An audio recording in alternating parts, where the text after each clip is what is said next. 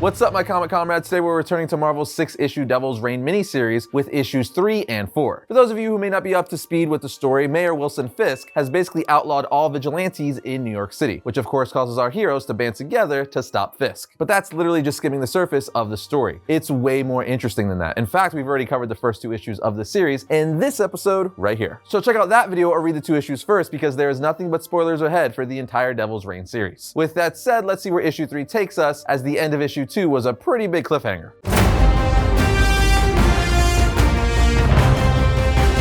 Issue 3 starts off with a beaten up Ben Reilly who has a power dampener around his neck, being interrogated by 2 cops. If you're wondering why he's all bloody and bruised, it's because Taskmaster put a power dampener around his neck last issue and then threw him out of building. In any case, the male officer is doing the whole bad cop approach, while the female officer is taking the good cop approach. And after the cop roughs up Spidey a bit, Spidey says, "Did you train as tough guy when people can't fight back? Because you're clearly top of your class." And as the cop slams his head on the table, he says, "Gonna love hearing that smart mouth in court." And just then, the Thing and Human Torch arrive at the police station, with the Thing saying, "I know that a bunch of you don't agree with the garbage that the mayor is handing down. I also know you still have jobs to do. But me and Matchstick here are gonna do what's right and get our friend, a guy who saved your lives over and over." At this point, Johnny Storm burns through the door saying, "Hey, sorry about the door. I can't turn the fire off these days." While the Thing breaks through a wall saying, "And I'm sorry about the wall. We're here for a slightly annoying superhero." And with that, they bust Spidey out of jail. We are then taken to the city somewhere where Luke Cage is announcing to the public that he's running for mayor. He essentially says that Wilson Fisk is trying to keep the city living in fear. That's what this is all about, making a city scared and tricking us into thinking he's the only one who could save it. He continues to say, "Well, unlike Wilson Fisk, I've actually saved lives, and I'll save the city from the Kingpin of crime. I'm Luke Cage, and I'm running to be your next mayor." As the press asks how it's going to work, considering he's a superhero running for mayor in a city where it's illegal to be a superhero. He then walks off stage, but Foggy Nelson takes the podium saying, "I'm Franklin Nelson, Mr. Cage's lawyer, and I'm happy to answer any questions you may have about the legal situation." As Foggy is dealing with the press, Luke and Jessica Jones get out of there. And meanwhile, Foggy continues to tell the press that Mr. Cage is fighting for the rights of everyone affected by this wild municipal overstepping by Mayor Fisk. Myself and my partner Miss McDuffie are representing the heroes who have been unfairly imprisoned. Mayor Fisk knows this is an unethical move. He's a convicted criminal who's been left to run free for too long, and we won't rest until that's rectified and he's behind bars once again. Elsewhere, we see Kirsten McDuffie visiting Sue Storm in jail saying, "We don't have a trial date yet, but the Myrmidon is adding an assault charge to both you and your husband, Mrs. Storm." As she looks over the legal documents, Sue replies, "It's just Sue, Kirsten,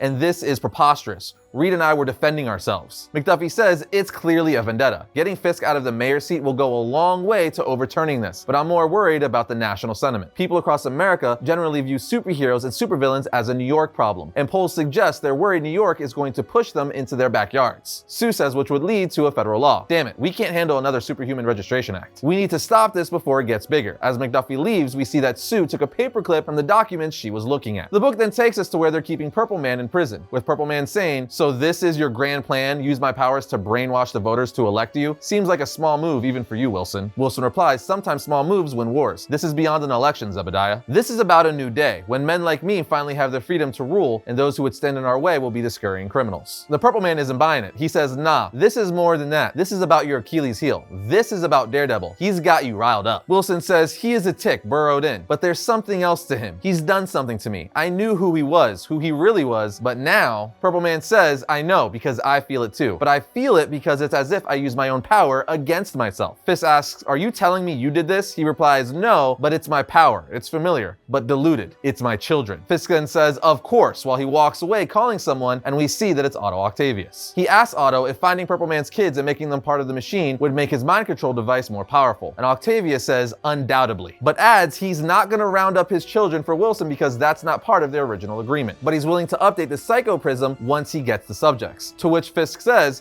"Fine, I'll gather them. I hope whatever's occupying your time at Richard's lab is worth disappointing me." And when Octavius hangs up, the Ghost Rider, Hulk, and Wolverine that he pulled from other realities asks if there's a problem. He replies, "Nothing I can't handle." Fisk is obsessed, and that obsession is the perfect distraction. We then find out as Otto continues to talk to them that these are actually superior Ottos from different realities. Octavius says, "I brought you all here because we share a dream and have suffered similar setbacks. Each of you inhabited a hero from your universe, each with dreams of showing the world you could be the greatest heroes, unafraid to make the hard decisions. And in each world, you were hunted and attacked and lost everything. But together, we can truly be superior. We will show everyone that the world will no longer be run by small-minded men. So you know how when Otto Octavius became the superior Spider-Man by taking over Peter Parker's body? Well, this is the same thing, but on these Earths, we see he took over other heroes, giving us an Otto Octavius version of Wolverine, the Hulk, and Ghost Rider. After this, we are taken to the Avengers, and we see they realize that Fisk is using mind control to steal his election win. At which point, Daredevil says this isn't a matter of legality or democracy anymore. He's violating an entire city. We need to take him down by any means necessary. Captain America says we need to be certain. If we're wrong, but Daredevil just walks out saying, I know Fisk. He's doing this. We head out tonight to remove him from office, with or without you. We are then taken to Purple Man's children who are hiding from the Thunderbolts, but they are spotted by a kind old lady who offers to let them stay with her without even using their mind control powers on her. We are then taken to City Hall where the Avengers are making their move on Fisk, but before they could strike, the Autos start attacking them. That's right, the Auto version of Hulk, Ghost Rider, and Wolverine start fighting the Avengers. And during the battle, we see Ghost Rider take out Iron Man, who is revealed to actually be Chameleon, meaning Chameleon infiltrated the Avengers, but we don't know exactly when that swap happened. Anyway, the main Doctor Octopus shows up and says, I was going to steal the mayor's seat out from under him, but you had to dismiss my proxy candidate in favor of Harlem's hero. So instead of running the city, I'll have to settle for saving it, as we see him up there with a bunch of drones. The comic ends with Foggy Nelson returning to his office in the middle of the night and being greeted by two thugs who beat him up with a crowbar. One says, you and your lady lawyer are real loud, yeah? Our boss doesn't like that, thinks you're better off never talking again. And with that, let's jump into issue 4. It picks up 2 weeks later and we see Matt Murdock walking the streets, seeing how much the city has changed in that time. We see Octobot drones flying over the city,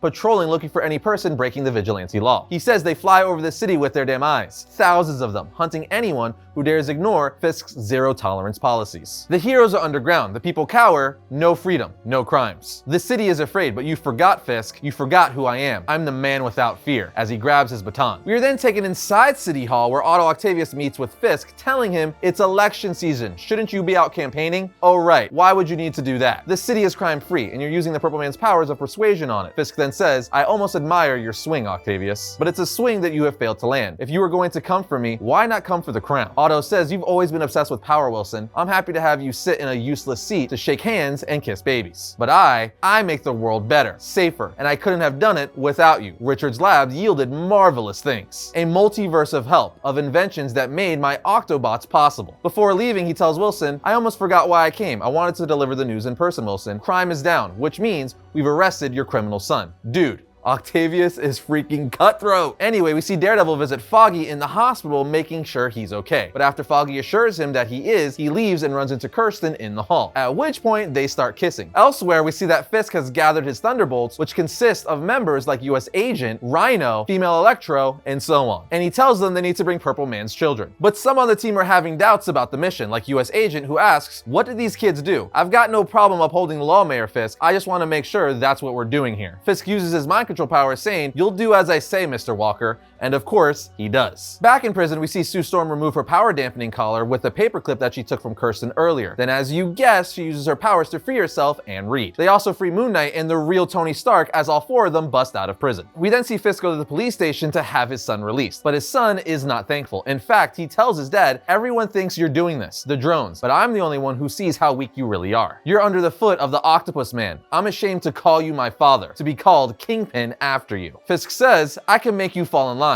I can, but his son just spits in his face and walks away, while saying, I'd like to see you try, Dad. Elsewhere, we see Rhino of the Thunderbolts and the champions battling, but mid-fight, Rhino tells them, I'm on your side. Of course, they don't believe him at first, but when the drones surround all of them and they're about to be apprehended, he gives them all badges, at which point the drones fly away. He then explains that the drones know not to attack anyone with a badge. It's like Wi-Fi or whatever. I told you I wasn't here to fight. They ask, so why are you here? He says to Miles Morales, Spider-Man, look kid, you know me. I ain't a bad guy. This was a good paying, lawful gig. But the mayor, he wanted me to go after some kids. Not you guys, other kids. Kids who hadn't done anything wrong. And that ain't me. I just wanted to tell someone, one of you hero types. We then go to Miles, Captain America, She-Hulk, and Luke Cage, saying that if he gets the children, he wins the election and the minds of the city. Jessica Jones adds, we're going to find those kids. And if Fisk or Otto or anyone gets in my way, I'm going to to end them. Elsewhere, we see Wilson Fisk is having a heart-to-heart with his wife, Typhoid Mary. They're talking about their first time with one another. But she says she doesn't even remember their first time. All the years of treatments and trauma have robbed her from so much. Wilson, grasping his purple cane, says, "I wish you could remember." At which point she says, "My God, I remember. What a gift. That power, it's remarkable. I had no idea it could do that." He then looks at his cane and says, "Neither did I," and then runs to the top of the building thinking, "I need air, space. The weight of years is crushing me. The weight of that hate that I so desperately need to let go of or be consumed by, like the fire of a phoenix." He then stares at the jewel on the top of his cane and says, "Remember." Captions continue to say, as we see Fisk kneeling in the rain, "So I can be born again." As he looks up in rage, he says, "Matt Murdock," meaning he's finally remembered who Daredevil is. And there you have it, friends, issue 3 and 4 of Devil's Reign. This series has a plotline thus far that I'm really digging. I'm loving how Otto Octavius seems to be the real mastermind behind all of this, and how Kingpin realized his Purple Man cane gives him the power to bring memories back. Very, very cool. I can't wait to see where the last 2 issues take us. But what do you guys think about the events in this story? Let us know down in the comments. And that's gonna bring today's episode of Variant to a close, but if you enjoyed today's video, check out this one right here to my left, your right. And if you like the show, be sure to subscribe, like, and comment. Helps out the YouTube algorithm. Other than that, I'll see you guys next time when I talk about all things comics.